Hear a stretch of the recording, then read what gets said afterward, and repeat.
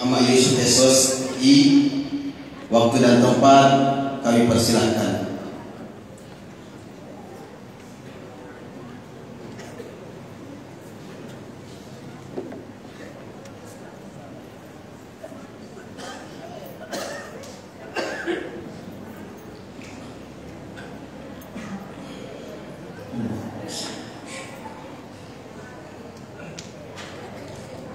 Bismillahirrahmanirrahim. Assalamualaikum warahmatullahi wabarakatuh.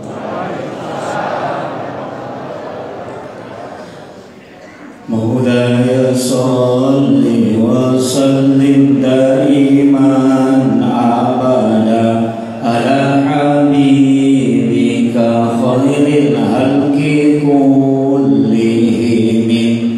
Huwal habibul ladzi turja syafa'atuhu li kulli khawlin minal ahwalil muqtahimi.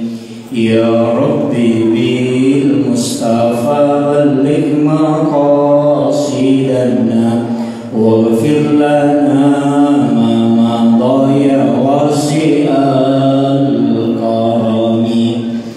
Ya Rabbi bil Mustafa balligh maqasidana waghfir lana ma madaya wasi'al karami.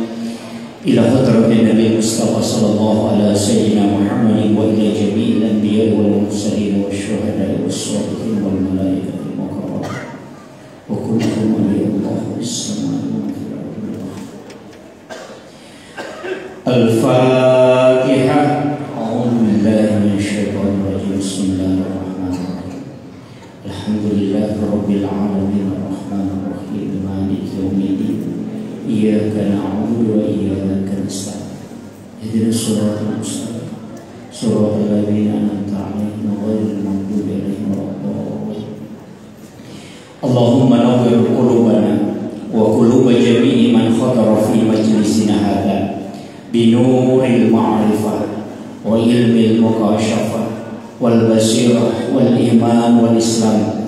Ya Fatahu ya Alim iftah qulubana wa qulubahum futuhal arifin.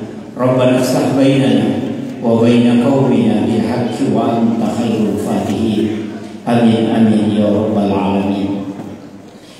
Hadratul muhtaramin wal muhtaramat ikhwan fillah, sidang jamaah salat maghrib, wabil khusus para imam dan pegawai syara dan seluruh tamu undangan yang insyaallah dirahmati dan dimuliakan oleh Allah Subhanahu wa taala. Alhamdulillah, pada malam hari ini kita memanfaatkan waktu antara maghrib dengan isya. Sebenarnya ada 4 waktu yang kita tidak boleh lalai dalam 24 jam. Jadi siapa yang tidak lalai pada 4 waktu ini, maka Allah akan mencukupkan kehidupannya, baik di dunia maupun di akhirat. Dan dia mendapatkan keberkahan dari Allah Subhanahu wa taala. Waktu itu yang pertama adalah menjelang masuknya waktu maghrib. Yang kedua antara maghrib dengan isya. Yang ketiga adalah menjelang masuknya waktu subuh, yakni waktu sahar. Makanya kita sering sebut dengan makan sahur. Dalam Al-Quran Allah mengatakan wabil azhari hum yastaghfirun. Kemudian yang keempat adalah antara sesudah sholat subuh sampai masuknya waktu suruh. Jadi 4 waktu ini sebenarnya istimewa. Kalau kita mengambil patokan umum, itu sebenarnya adalah pagi dan petang. Itu patokan umumnya. Jadi kita diperintahkan dalam agama untuk melakukan amaliyah yang sebenarnya paling pokok adalah melakukan ibadah berupa apakah zikir, tafakur, atau dengan doa. Menjelang masuk waktu maghrib, sebenarnya ada ulama kita mengatakan tidak semua hari, hanya tertentu pada hari Jumat, hari Kamis sore menjelang masuknya waktu Jumat. Di situ pintu langit terbuka. Siapa yang berdoa, maka itu doanya pasti tembus ke Allah. Jadi itu pada Kamis sore menjelang masuknya maghrib Jumat. Kemudian yang kedua, antara maghrib dengan isya itu kita manfaatkan untuk berzikir. Bahkan di situ ada satu sholat sunat yang sangat luar biasa pahalanya, yakni sholat sunat awwabin. Siapa yang melaksanakan kata Nabi sholat sunat awwabin, maka pahalanya sama kalau dia sholat sunat 12 tahun lamanya, dan diampuni dosanya selama 80 tahun. Tapi itu adalah perhitungan akhirat, bukan dunia. Perbandingan dunia dengan akhirat, kalau perhitungan waktu, satu hari di akhirat itu 1000 tahun di dunia. Jadi makanya kalau diampuni dosa 50 tahun itu perbandingan akhirat, bukan dunia. Sholat ini disebut dengan sholat sunat awwabin, jumlah rakaatnya 6 rakaat. Sering ada orang mengatakan sholat sunat taubat, sebenarnya sama karena fungsinya sehingga dua namanya. Sholat sunat awwabin karena nilai pahalanya sama dengan 12 tahun sholat sunat. Dikatakan sholat sunat taubat karena 80 tahun dosa diampuni ketika melaksanakan satu kali. Waktu untuk melaksanakan sholat ini pas selesai sholat maghrib kita zikir, kemudian doa, bisa melaksanakan sholat sunat 2 rakaat dulu, ba'diyah maghrib, kemudian berdiri mengambil 6 rakaat. Ada juga ulama mengatakan cukup digabungkan karena dalam hadis itu mengatakan sholat 6 rakaat. Jadi kalau sudah sholat 6 rakaat itu sudah masuk. Jadi kalau tidak ada kegiatan itu yang paling afdal. Kalau kita punya wirid silakan pakai, karena wirid yang sering kita pakai itu biasa kalau perintah di dalam beberapa kitab ulama kita, seperti dalam kitab Bahjatun Nufus karangannya Imam Al-Jaisi, itu meminta untuk kita baca terutama surah Al-Fatihah 1 kali, surah Al-Ikhlas 3 kali, Al-Falaq, An-Nas masing-masing 1 kali, ayat kursi 1 kali, kemudian Bismillahilladzi la yadurru ma'asmihi syai'un fil ardi wala bis samai wa huwas samiul alim 3 kali. Maka kita dijanji oleh Allah tidak akan kena musibah hingga masuk waktu subuh. Kalau bukan itu yang kita pakai ayat Al-Husni. Al-Husni itu adalah 2 ayat terakhir Quran Suratul Taubah, surah ke-9 ayat 128 129. Laqad ja'akum rasulun min anfusikum azizun 'alaihi ma'anittum harisun 'alaikum bil mu'minina raufur rahim. Fa in tawallaw faqul hasbiyallahu la ilaha illa huwa 'alaihi tawakkaltu wa huwa rabbul 'arsyil 'azim. Ini dibaca 7 kali. Di kitab yang lain diperintahkan membaca 9 kali. Saya mencari kenapa berbeda. Imam As-Sawi dalam tafsir As-Sawi mengatakan 7 kali. Siapa yang membaca 7 kali maka dia mendapatkan 6 keutamaan. Yang pertama dipanjangkan umurnya. Orang yang punya wirid laqad ja'akum, kalau dia masih sempat baca di waktu maghrib, maka itu dijamin tidak akan meninggal hingga masuk waktu subuh. Kalau dia amalkan di subuh hari, maka dijamin dia akan sampai waktu maghrib. Makanya kalau tak ada di Sulawesi Selatan itu yang di Sompeng, dia seorang hafiz Quran 30 juz. Tapi ketika menjelang kematiannya, wirid laqad ja'akum ini dia tidak hafal. Padahal setiap hari dia baca. Nah, dia minta tolong kepada anaknya supaya diberikan Al-Quran. Dia buka Quran Suratul Taubah, hanya 2 ayat ini yang tidak dia lihat di dalam Al-Quran. Itu dia tidak lihat tulisan itu. Makanya dia berpesan bahwa panggil semua saudaramu karena hari ini saya meninggal. Betul, sebelum masuk waktu asar dia wafat. Itu wirid ladajaku. Makanya kalau orang mau dipanjangkan umurnya, tanya ulama-ulama kita dulu dan orang-orang tua yang panjang umurnya, tanya amalannya. Kebanyakan itu pakai ladajaku. Kalau bukan itu dikurban. Pada saat berkurban serta belum pisau itu menyentuh leher binatang, itu sudah dia meminta, ya Allah murahkan rezekiku, panjangkan umurku sehingga saya bisa berkurban tahun depan. Kenapa ada rahasia di situ? Ulama kita mengatakan di dalam hadis bahwa kurban itu ketika disembelih, sebelum menetes, sebelum sampai darah tetesan binatang kurban itu sampai ke tanah, itu pahalanya sudah sampai. Kita menangkapnya bahwa pahalanya cepat, tapi ulama tasawuf, ulama hikmah memahami bahwa di situ pada saat pisau mulai ditarik, maka berdoalah karena itu langsung mustajab. Itu intinya. Makanya di situ orang pakai untuk doa panjang umur. Mengatakan apakah umur itu bisa dirubah? Kan takdir. Kalau Allah sudah takdirkan, tidak bisa dirubah. Umur itu tidak bisa dirubah, tapi bisa berubah. Kalau dirubah, kita yang merubah. Kalau berubah, Allah yang menetapkan dia bisa berubah. Itu intinya. Makanya di masa Nabi Isa kan sudah ada orang yang dirubah umurnya. Nabi Musa juga demikian. Makanya ada umatnya itu katakan ini sudah akan meninggal, tinggal 7 tahun. Tapi pas 7 tahun malakul maut tidak datang. Mengatakan mungkin dia lupa. 25 tahun baru datang. Makanya ketika ditanya, kenapa baru datang? Apakah kau lupa? Dia mengatakan tidak. Ternyata orang ini sudah ditetapkan oleh Allah, tapi dia menyambung silaturahim sehingga Allah menambahkan umurnya. Umatnya saja nabi-nabi yang terdahulu ditambahkan oleh Allah, apalagi umatnya Rasulullah. Cuma kalau kita yang mau menambah, tidak bisa. Takdir itu Pak bisa berubah. Jangan katakan takdir itu tidak bisa berubah, bisa. Nabi kan mengatakan sedekah bisa menolak bala.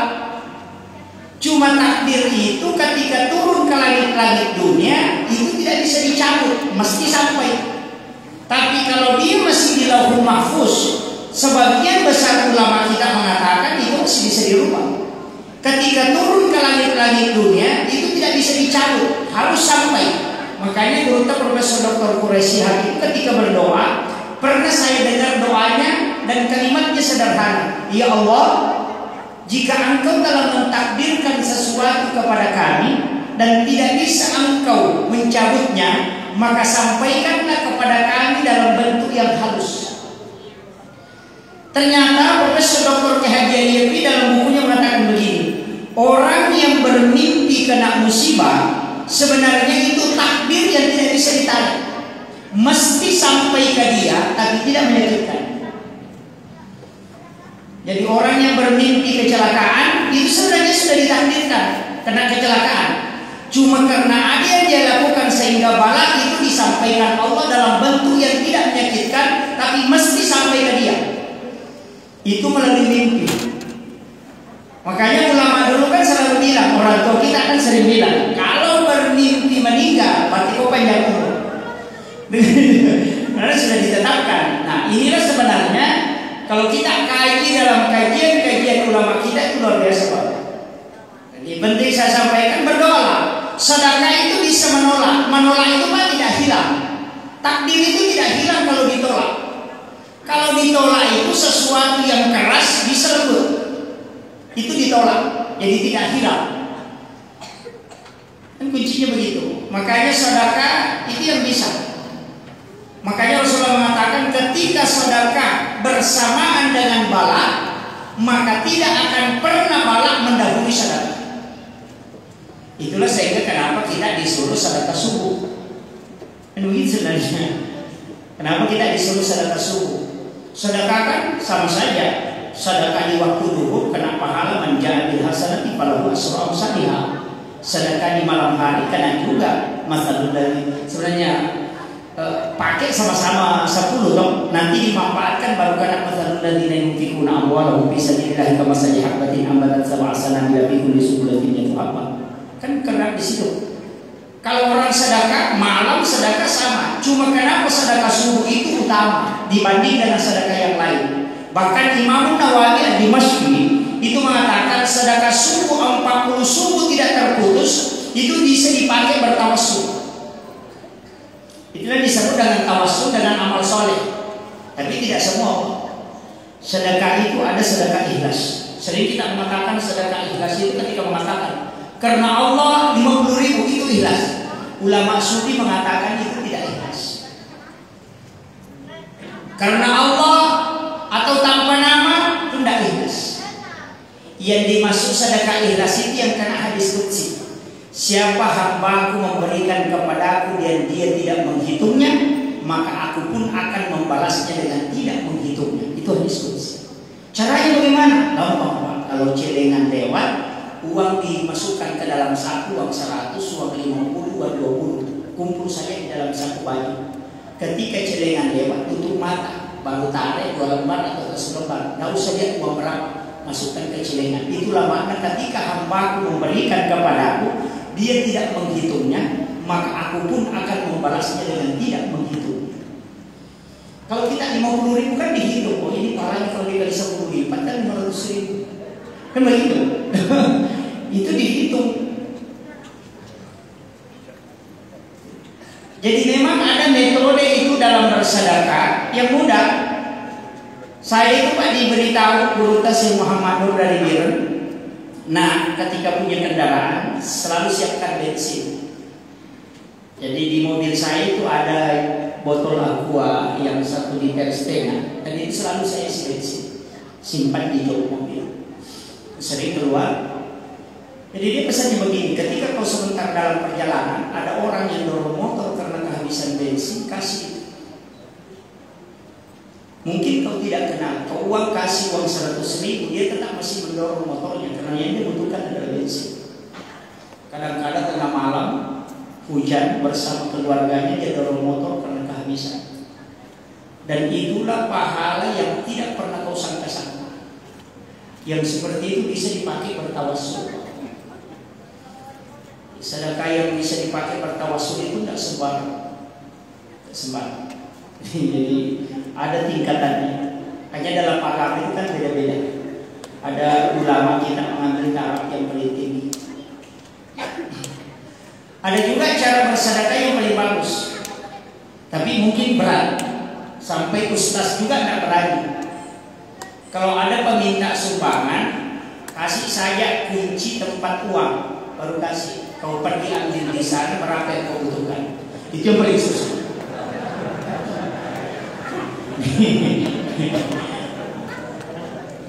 Saya pernah dapat cerita ini di salah satu ulama yang alumni Mesir. Itu dia selesai mulai dari SD di Mesir sampai selesai doktornya. Dosen saya, almarhum, dia pernah cerita begini. Di Mesir itu ada orang kaya yang memang kalau pas Al-Azhar mahasiswa di Al-Azhar mau diberikan pakaian, itu beasiswa pakaian, itu dia hanya serahkan kunci peti besinya ke bendahara Al-Azhar. Ini tempat uang saya, pergi ambil, kalau kurang lapor. Tapi apa yang diberikan oleh Allah ternyata ada keajaiban. Ketika selesai diambil dan sudah terpenuhi semua, dikasih kuncinya, 1 minggu kemudian dia buka, itu uang tidak kurang, tetap full. Tapi kalau akal sehat kan tidak bisa. Tidak bisa. Kalau kok bisa diambil tidak berubah.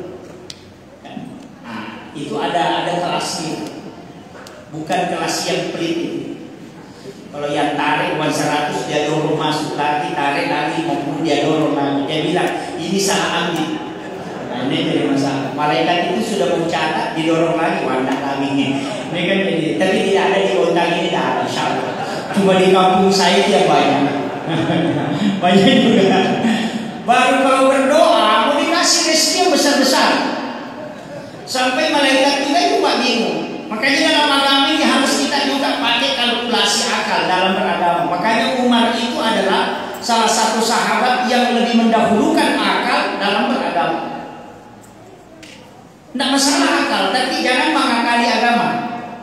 Tapi pakai akal itu kan begini, berdoa itu kan begini. Kalau kita berdoa, sebenarnya kenapa kita disuruh berpuasa 2 hari, puasa sunnah dong? Senin itu puasa sunnah kelahiran Nabi Rasulullah. Hari Kamis di situ doa di store, pahala di store. Kayaknya kan Nabi ditanya, kenapa kau berpuasa hari Senin? Dia mengatakan saya lahir hari Senin.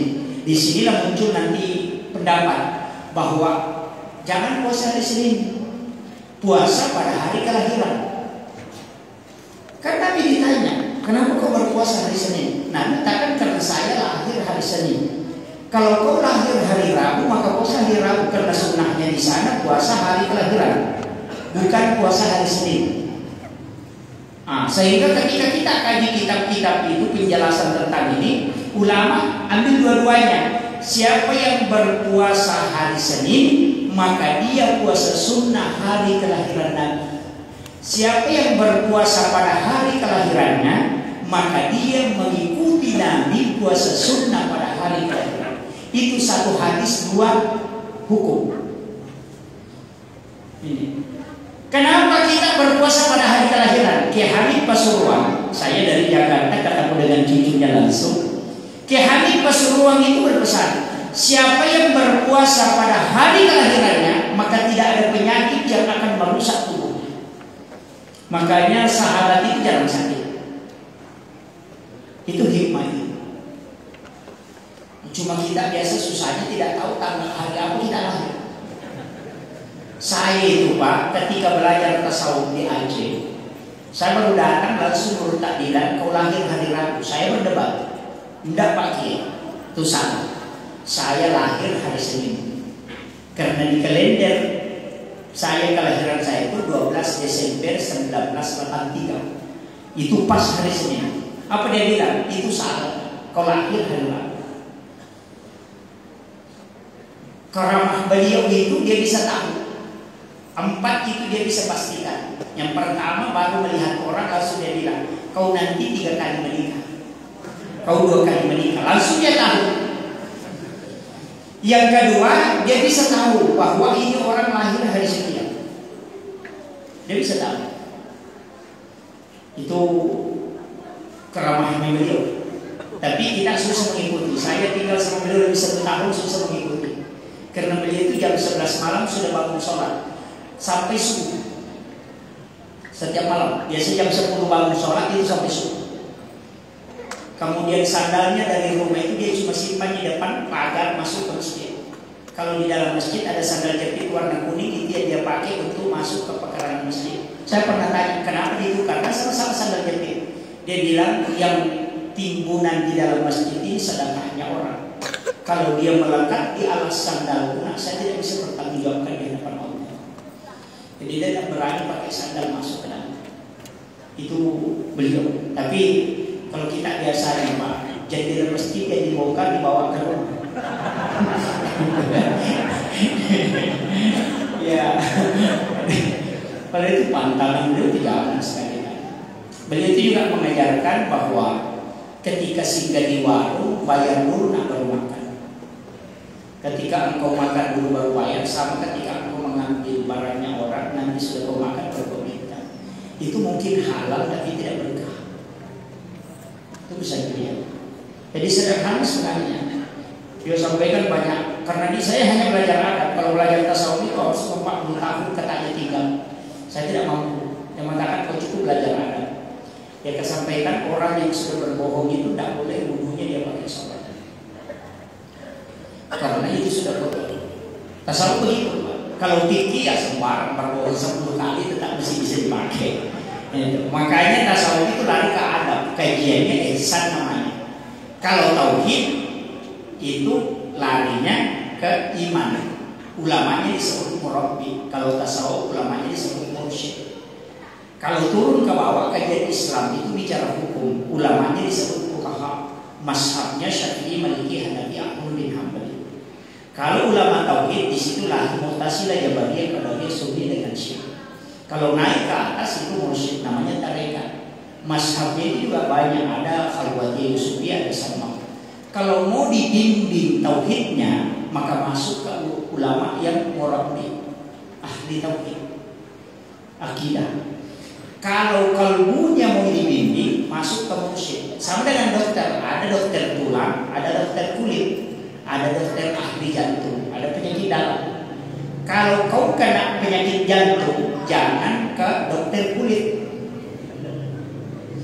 Kalau sholatnya mau khusyuk, jangan tanya ulama fikih, tanya ulama qalbu.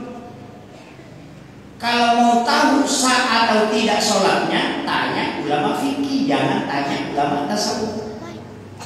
Kan begitu. Ini harus dibedakan. Kadang-kadang mengatakan tasawuf itu haram. Iya, karena dia tidak paham.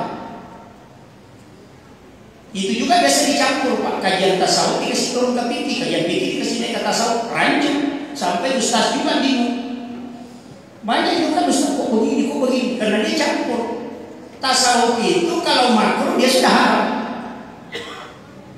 Kan begini, kalau ada baju kau malu pakai katamu dengan Pak Wali Kota, mestinya kau lebih malu pakai katamu dengan Allah. Kan begitu. Istilahnya kau baju kita masih dipakai logo tinggi, mestinya masih dipakai masuk badan. Mana penghambaanmu kepada Allah ketika kau malu ketika dilihat oleh orang dengan pakaian itu, tapi kau tidak malu pakai di hadapan Allah? Jadi masalah. Jadi itu makanya dalam agama itu banyak kaidah. Silakan pelajari. Ulama juga terbagi, Pak. Ada ulama tasawuf, ada ulama fikih, ada ulama tafsir, ada ulama hikmah. Di situ kan ada ulama hadis. Di situ banyak. Kalau ulama fikih itu hukum-hukum. Kalau dia sakit berobat. Kalau ulama tasawuf kalau sakit jangan berobat.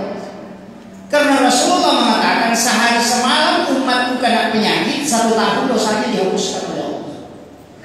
Kalau kau berobat itu kau tidak syukur. Makanya Imam Ghazali itu benar ketika dia menangis ketika tidak sakit sekali dalam 1 bulan. Karena dia takut kalau Allah melupakan dia, bahwa bulan ini saya dosaku tidak dihapuskan. Ketika dia sakit, dia sujud syukur bahwa Allah masih mengingat aku. Kalau kita sakit setiap bulan, Pak, pasti tangannya dicurigai. Mungkin ada yang dikirim. Ini jadi masalah. Biasanya.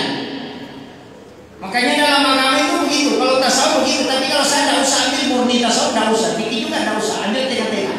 Makanya kalau sakit, dikte.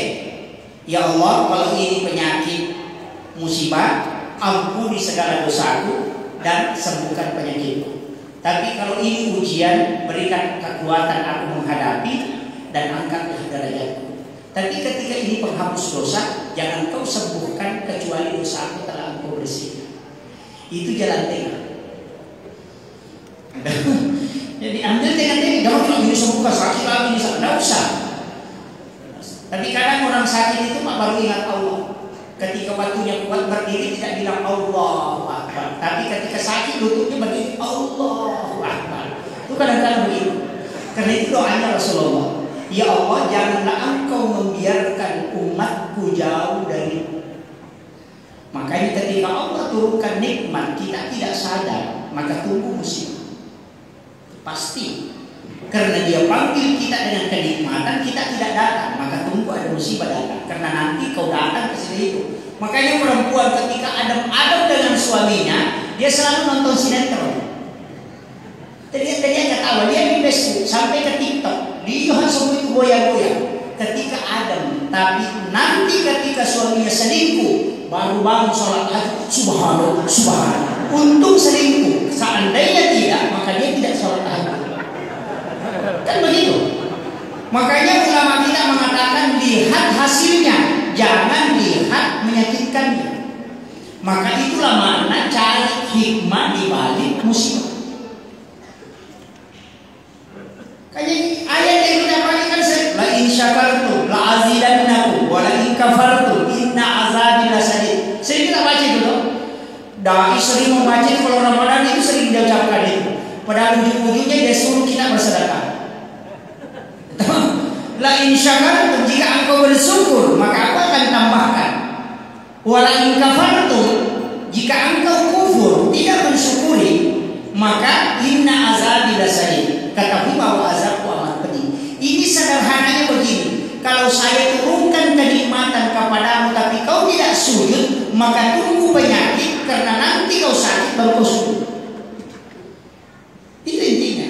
Makanya kita diminta bersyukur ketika sehat, datang ke masjid.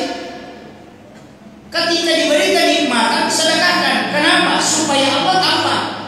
Tapi kapan kenikmatan dikasih kita tidak memanfaatkan untuk agama, berarti Allah sudah tahu kau ini tidak sadar kalau ini, maka saya akan ganti yang menyakitkan.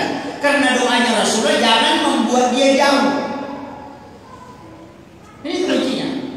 Makanya kalau berminta apa tidak dikasih, jangan marah dulu. Kadang Allah itu menahan, bukan tidak mau kasih kita, tapi dia kalau kita ingin menikmati doa.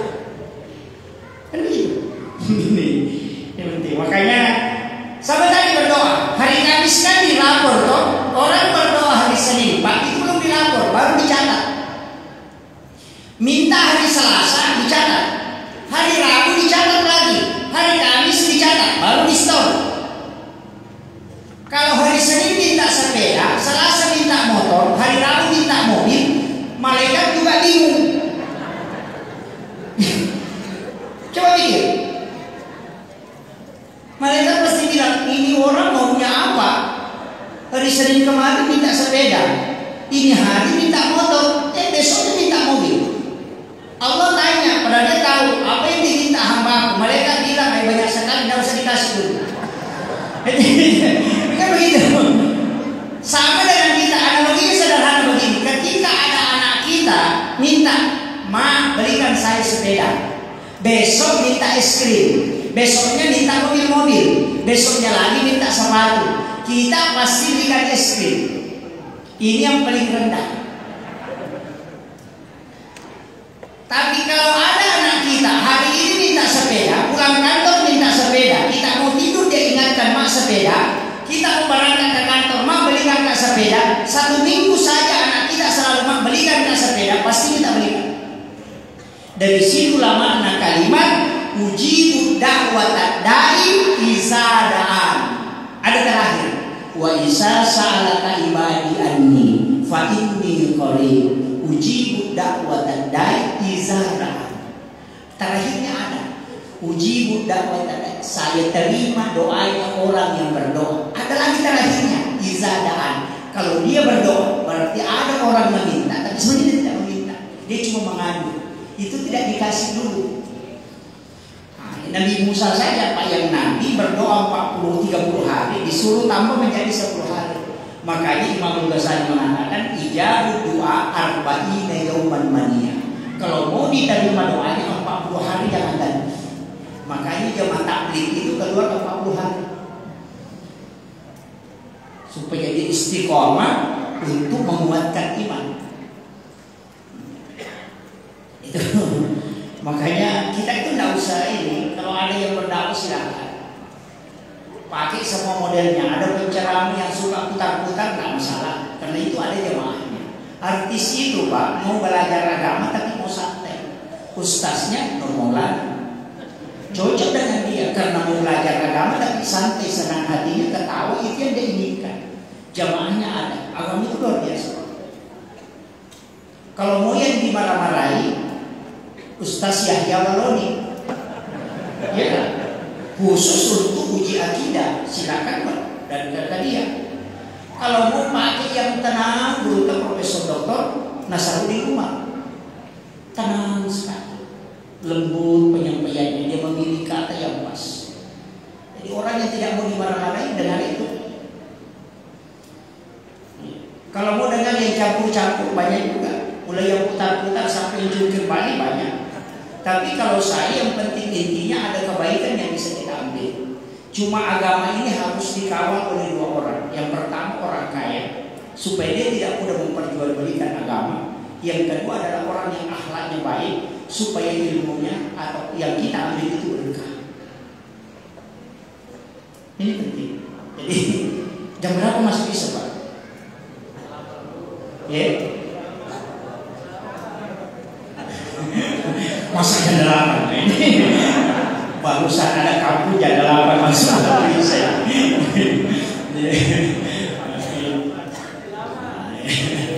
Jadi kemudian saya lanjut begini. Dalam agama itu tadi lakana ja'akum ini penting kita amalkan karena ini azimatnya ulama. Dalam ilmu hikmah itu yang menjaga lakana ja'akum itu ada 7 singa putih. Sehingga ulama mengatakan orang yang membaca lakana ja'akum itu akan dijaga rumahnya. Tapi kalau saya tidak hafal lakana ja'akum, pakai saja Bismillahirrahmanirrahim 21 kali, tipis ke kuku. Bismillahirrahmanirrahim, Bismillahirrahmanirrahim, Bismillahirrahmanirrahim. Itu 21 kali. Semua kuku tangan, jari tangan dengan kaki 1 kali diusap. Itu tidak akan kena sihir, tidak dimasuki jin, tidak dinaiki pencuri rumahnya, rumahnya tidak akan kebakaran dan tidak kena banjir kecuali bikin rumah di dekat sungai.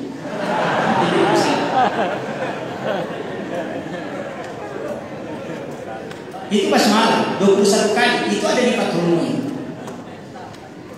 Kalau 40 kali dibacakan kepada orang yang pingsan, itu bisa sadar.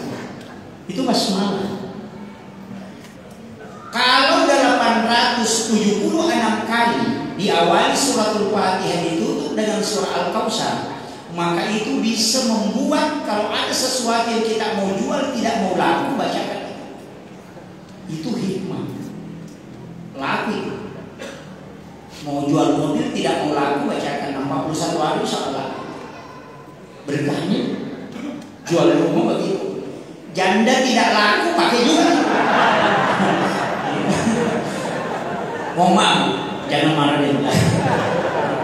Iya. Kenapa? Ada orang mengatakan sebenarnya basmalah ini itu luar biasa Pak. Orang yang amalkan itu. Ulama kita, Gurta Kiai Abdul Yusuf Presiden Rek, saya diberitahu itu Pak Sinur Jafar Langkok. Dia mengatakan begini, saya pernah bawa Gurta pergi ceramah, itu di Boni, di Sidrap dia start. Mulai dari naik mobil itu dia baca basmalah. Tidak pernah berhenti baca basmalah hingga sampai ke Boni. Itu jaraknya kurang lebih 100 kilo. Pulang dari Boni baca basmalah lagi. Nanti sampai di pondoknya baru dia tanya, Pak Kiai, tadi saya dengarkan banyak basmalah terus di belakang saya. Saya mau tanya, itu basmalah berapa kali dibaca? Apa yang dia bilang Guru? Jangan hitung kalau zikir. Kalau wirid silakan hitung. Orang gigir itu selalu hitung zikir. Dan saya pernah diajar begini, zikirlah yang banyak. Kan zikran kaziran. Ya ayyuhalladzina amanu zkurullaha zikran katsiran. Berzikirlah dengan zikir yang banyak. Mana yang banyak? 3.000 itu tidak banyak karena ada 4.000. Kau baca 20.000 itu tidak banyak karena ada 30.000.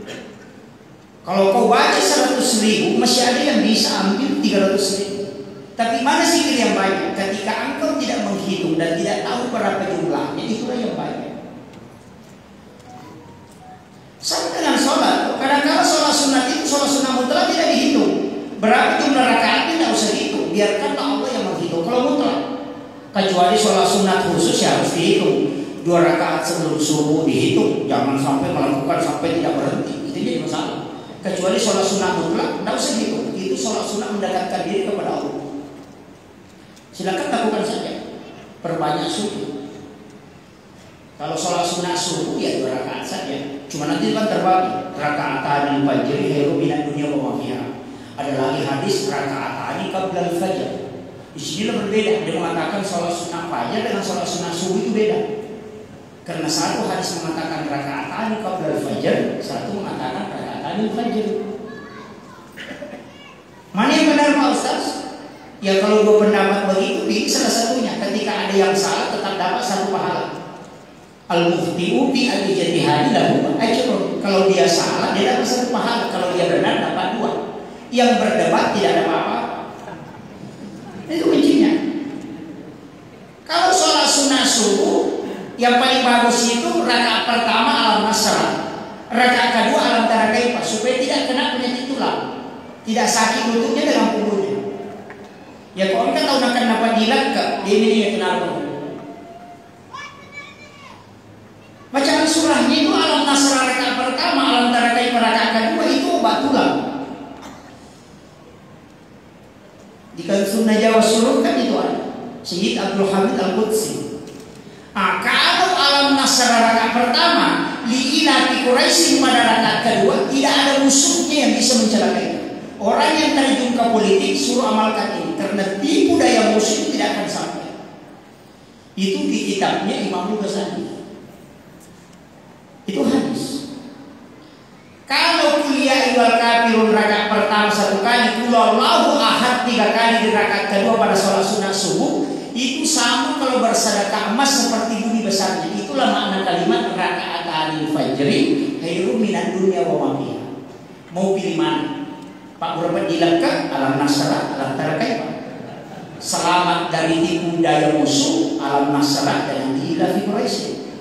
Kalau mau dapat pahala besar seperti bersedekah emas seperti bumi, kuliah wal kafirun dan surah Al-Ikhlas 3 kali.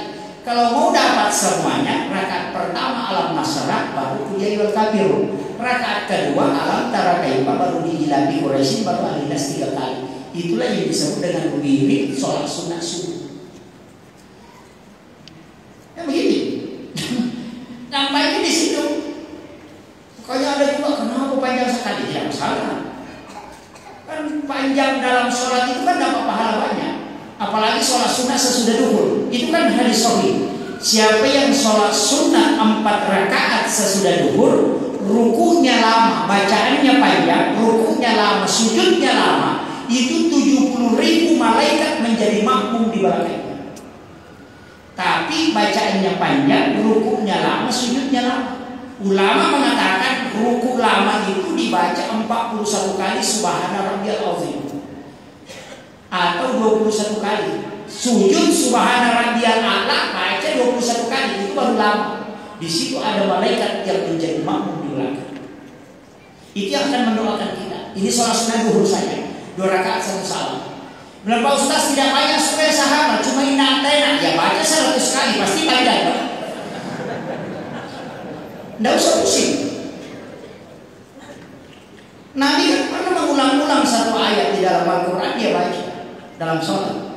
Tidak masalah Pak. Dalam agama itu mudah. Padahal bahkan kalau kita mau telusuri dalam ilmu fikih dan ulama fikih itu kan sepakat, Syafi'i, Maliki, Hanafi, Ahmad bin Hambali, bahwa yang wajib dalam sholat bacaan itu cuma 5. Allahu Akbar, takbiratul ihram, Fatihah, syahadat, sholawat, dan salam.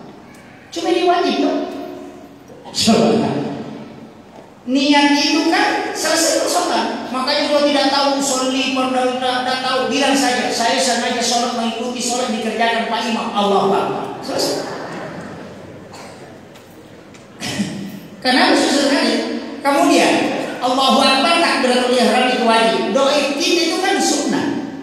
Allahu Akbar kabira Allahumma baik. Itu kan sunnah. Tidak membaca itu kan cuma rugi. Ada juga orang keliru Pak. Kalau wajib dikerjakan dapat pahala, tidak dikerjakan berdosa. Cocok. Kalau sunnah dikerjakan dapat pahala, tidak dikerjakan tidak apa-apa. Itu jadi masalah. Makanya anak kita tidak sholat sunnah. Kenapa tidak sholat? Tidak apa-apa. Nah, mestinya kalau sunnah dikerjakan dapat pahala, ditinggalkan rugi. Kan guru SMP biasa, sunnah dikerjakan dapat pahala, tidak dikerjakan tidak apa-apa. Anaknya tidak ada sholat sunnah, marah-marah gurunya. Tidak apa-apa Pak. Ini juga jadi masalah kan. Makanya, tapi di sini ada sahabat-sahabat kita dari para pendakwah ini, ada sahabat saya dari Binrang. Ini sebenarnya yang komunikasi terus. Alhamdulillah, saya bisa datang di sini. Sebenarnya saya tidak pernah jadwalkan sampai di sini. Nanti ini makanya di Murabadan. Tapi takdir ya, Allah mentakdirkan kita bersilaturahmi. Saya menyampaikan sederhana, tidak usah berat Pak kalau belajar agama, tidak terlalu tegang, sudah rata-rata. Survei juga sekali tidak masuk, yang penting sholat. Berarti sholat. Kan kuncinya itu sholat saja. Kalau kita walaupun terlambat. Iya.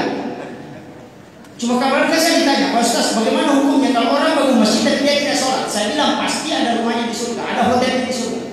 Saya mau Pak Eki yang punya hotel. Iya, ada hotelnya di surga. Karena Rasulullah mengatakan, man bana masjidan fi dunya lillahi ta'ala, banallahu lahu baitan fil jannah. Siapa yang membangun masjid di dunia dengan lillahi ta'ala, maka akan dibangunkan istana di dalam surga. Kalau dia tidak sholat, ada rumahnya, cuma dia tidak masuk. Kan begitu saja.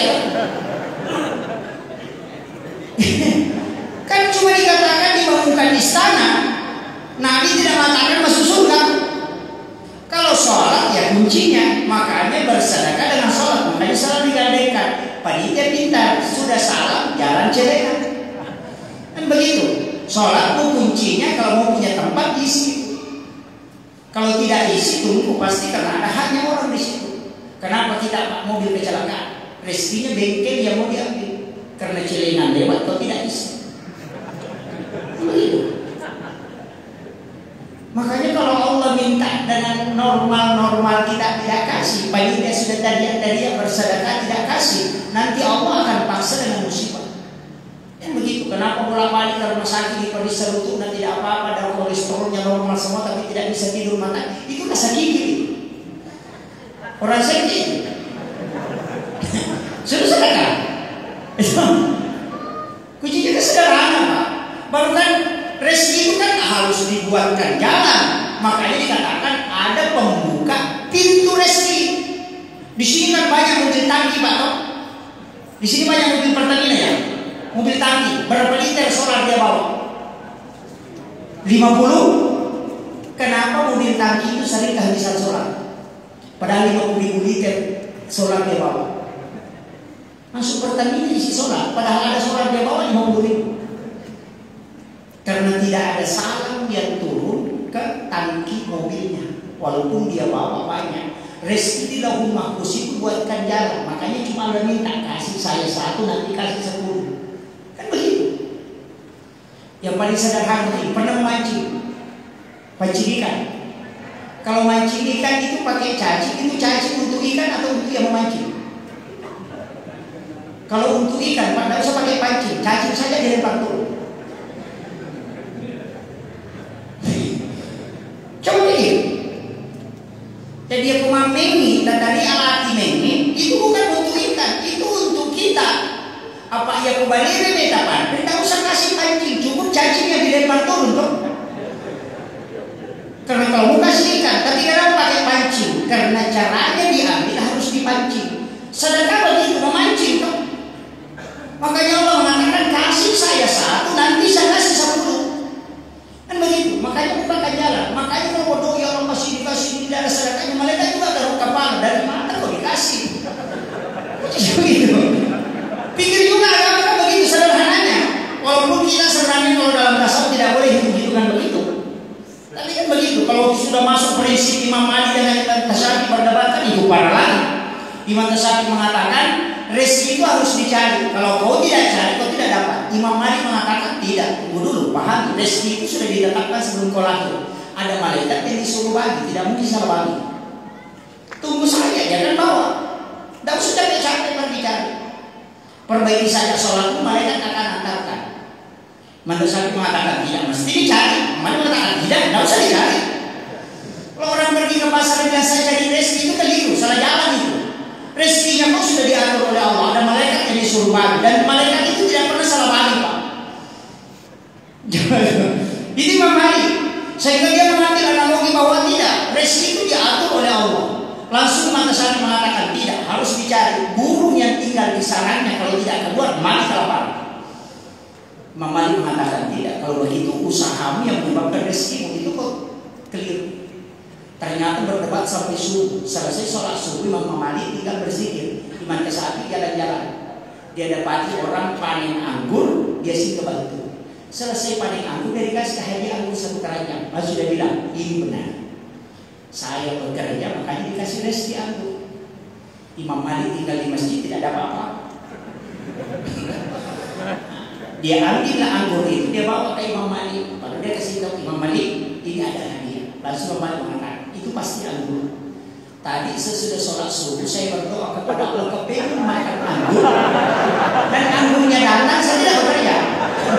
Imam Ali itu, Imam Tasawuf itu bagian dari kepala, betul juga ya. Begitu. Makanya kan dia sempat protes. Jadi apa gunanya kita bekerja kalau begitu? Imam Ali jawabannya, seandainya bukan tetesan keringatmu yang menjadi penghapus dosa dan menjadi saksi kalau di hadapan Allah, tidak usah kau bekerja. Itu kuncinya. Ulama yang tawakal dengan yang mau bekerja kan masing-masing dikasih jalur rezeki. Makanya kalau saya tidak bekerja tidak dapat rezeki, benar juga. Karena memang ada jalur begitu, usaha baru didapat. Boleh mengatakan cukup memperbaiki ibadah atau akan datangkan, betul juga. Begitu. Karena ada buktinya. Fataqabbalaha rabbuha biqabulin hasanin wa 'ambataha nabatan hasanan wa kaffalaha Zakaria. Kullama dakhala 'alaiha Zakaria al-mihrab wajada indaha rizqan. Itu jelas dalam Al-Qur'an. Hanya tetapi jangan usah belajar itu. Nanti proyek di sini mati semua. Makanya ini sudah masuk Isya. Sudah benar. Lanjut lagi ya. Oh iya. Begini, makanya sebenarnya tapi ada kalimat Imam Malik yang orang tidak tangkap. Saya pun sendiri ketika membaca kisah ini hanya lewat ternyata begitu. Ternyata ada kalimat Imam Malik itu yang dipakai ulama. Makanya Imam Malik pernah bicara ini. Onak kuraku masuk pajasu. Aku tadi setelah sholat subuh kepingin sekali makan anggur. Makanya saya berdoa kepada Allah. Itu kalimat itu. Saya berdoa kepada Allah sehingga Allah datangkan saya tidak bekerja. Pertanyaannya, ini dicari. Doa apa yang dibaca Imam Malik? Dia tidak bekerja, rezeki datang. Itu tidak diajarkan. Atau dikasih tahu. Itu dibaca 70 kali atau 100 kali pas selesai sholat Jumat. Allahumma kfini bihalalika an haramika wa ghanini bifadlika amman siwaka. Itu doa. Dihafal kok? Kalau tidak hafal ngomong. Saya tidak ulang. Itu doa. Tapi sebenarnya kan ada doa-doa kita yang dipakai. Rasulullah kan mengatakan kalimatani hafifatani bil lisan sakitatani bil lisan hafifatani ila rahman. Ada dua kalimat yang mudah diucapkan oleh lisan, berat timbangannya dari kemudian dirindukan yang maha rahman. Itu kan subhanallah bihamdi, subhanallah alazim, astagfirullahaladzim. Itu dibaca 100 kali sebelum sholat subuh atau sesudah sholat subuh. Kalau la ilaha illallah malikul haq mubin itu kan tertulis di Ka'bah. Orang Bugis mengatakan si makna Ka'bah itu tidak akan dipanggil orang yang membacanya 100 kali. Itu dibaca sesudah itu. Kalau ingin semua masalah yang mudah diselesaikan, maka baca sesudah sholat asar 100 kali. Rabbi shrah li sadri wa yassir li amri. Itu cukup maka saja. Apalagi kalau baca Waqiah, kalau mau sholat duha, itu sholat duha itu mengundang rezeki cepat. Karena sedekahnya itu bukan 2 rakaat sholat sunat duha. 4 rakaat tidak akan miskin hingga dia meninggal. 6 rakaat disiapkan pintu surga, namanya babu duha. 8 rakaat dapat rahmat. 10 rakaat itu untuk hajat. 12 rakaat dibangunkan istana di dalam surga. Ada orang sholat sunat duha 2 rakaat bermukai itu tidak kesampaian. Karena 2 rakaat itu sedekahnya tubuh. Kalau mau tidak miskin kata Nabi 4 rakaat. Kalau mau dapat pintu surga babu duha kasih cukup 6. Begitu. Makanya duha itu adalah usaha sudah duha 1 tahun. Tapi begini juga jadi 2 rakaat. Hanya obatnya tubuh, obat lutut saja. Itu. Nah, ini sudah masuk waktu Isya, makanya saya wasiatkan amalan itu yang penting kita terus istiqomahkan. Sedekah subuh biar 2.000 Pak satu subuh itu lanjutkan terus.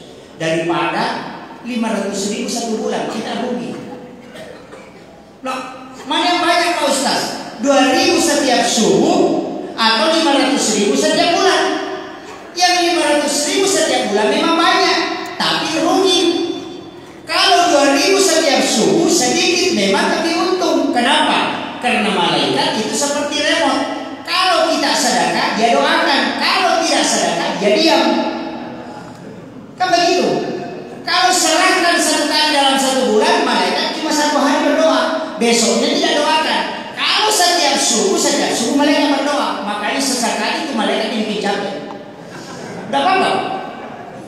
Kenapa sedekah subuh itu tinggi pahalanya? Karena dua malaikat yang ketemu, malaikat penjaga malam dengan malaikat penjaga siang. Malaikat penjaga siang itu turun di waktu zahar. Makanya menjelang subuh itu ayam berbunyi, karena dia melihat cahaya putih. Makanya malaikat Rasulullah mengatakan ketika ayam berkota itu melihat malaikat. Kemudian malaikat penjaga malam masih ada, sama dengan petugas di Pertamina dong. Petugas di Pertamina yang jaga malam masih ada, yang jaga siang sudah datang. Ketemulah di waktu pagi, makanya banyak petugas di situ kalau pagi. Begitu juga malaikat, penjaga malam masih ada, penjaga siang sudah turun, ketemu di waktu subuh. Itulah kenapa sholat subuh disaksikan oleh malaikat. Padahal tidak ada sholat tidak disaksikan malaikat. Cuma karena dua kelompok malaikat yang mendoakan sehingga berkahnya besar. Makanya sedekah subuh itu penting. Kalau mau buat keturunan yang ahli ibadah, tauhidnya kuat, maka berhubunganlah sebelum atau sesudah sholat subuh. Itu intinya. Kalau bapak bikin sesudah sholat isya, kalau itu anak nanti dikasih masuk di pesantren, lebih cepat sampai ke rumah daripada pengantar. Akhirul kalam, Allahumma amin ila qaumil karim. Assalamualaikum warahmatullahi wabarakatuh. Waalaikumsalam warahmatullahi wabarakatuh. Alhamdulillah, demikianlah pengajian umum Duta Muhammad Yusuf SOS ini. Sebenarnya masih banyak dan masih mau kita ingin mendengarkan tausiah beliau, tetapi waktu membatasi kita. Namun kami sampaikan bahwa insya Allah salat subuh nanti beliau akan memberikan juga pengajian subuh di Masjid Agung Al Hijrah. Setelah itu besoknya akan menuju ke Balikpapan dan kembali ke Sulawesi Selatan. Sebenarnya agenda beliau dadakan di Bontang. Sebenarnya beliau harus balik hari ini, akan tetapi ya seperti yang disampaikan tadi, takdirnya kita bertemu dengan beliau, takdirkan oleh Allah Subhanahu wa taala, sehingga mungkin baru pertama kali berdaya di Kota Bontang. Ya, Kota Bontang ini kota taman, tertib, agamis, aman dan nyaman. Ya. Baik Bapak Ibu sekalian yang dirahmati Allah Subhanahu wa taala, karena waktu Isya telah masuki, demikianlah pengajian kita. Semoga ilmu atau tausiah atau pengajian disampaikan oleh Duta bisa kita ambil dan kita amalkan, walau hanya satu paling minimal. Karena banyak hikmah yang disampaikan tadi, tetapi mungkin bagi kita kalau kembali tidak ada yang bisa kita amalkan. Terima kasih dan mohon maaf atas segala kekurangan. Allahul muwaffiq ila aqwamit thariq, wallahul musta'an wa alaihi tiklan, wabillahi taufiq wa tawfiq wa irsyad. Assalamualaikum